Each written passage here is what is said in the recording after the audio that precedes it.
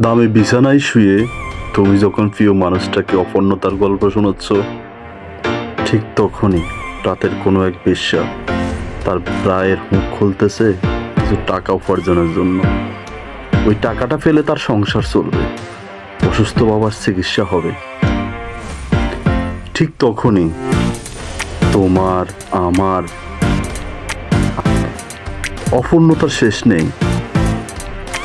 তুমি যখন নতুন ফোন কেনার জন্য তোমার মায়ের সাথে ধমক দিয়ে উচ্চ স্বরে টাকার কথা বলতেছো, ঠিক তখনই অন্য আরেক মা তার সন্তানের পুরান পায়জামা সেলাই করার টাকার চিন্তা করতেছে।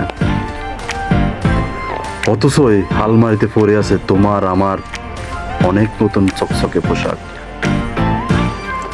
যা ঠিক মতো পরার সময় আমাদের হচ্ছে না। তুমি যখন নতুন বাইক কেনার টাকার জন্য তোমার বাবাকে ছোট লোক বলে গালি দিচ্ছ, ঠিক তখনই নজিরুদ্দিন পাবিহীন অসুস্থ শরীর নিয়ে বেঁচে থাকার জন্য আকুতি করে সবার ধারে ধারে ঘুরে বেড়াচ্ছে। আর তুমি যে হাঁটতে পারো সেটা নিয়ে তোমার কোনো সন্তুষ্টি নেই।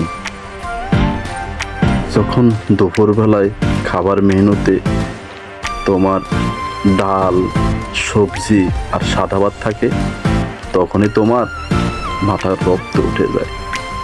আর ওইদিকে আরসির বোতল, ফিজাফের বোতল, সেভেনাপের বোতল করে একবেলা খাওয়ার বন্দোবস্ত করতেছে এক টোকায়। তবুও তোমার মনে শান্তি নেই।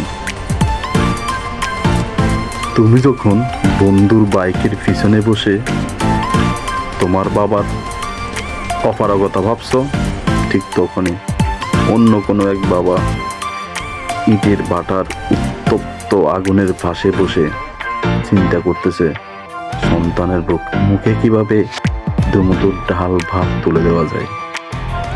আর তুমি ভাত খেতে পারো বলে অভাব বোঝনি।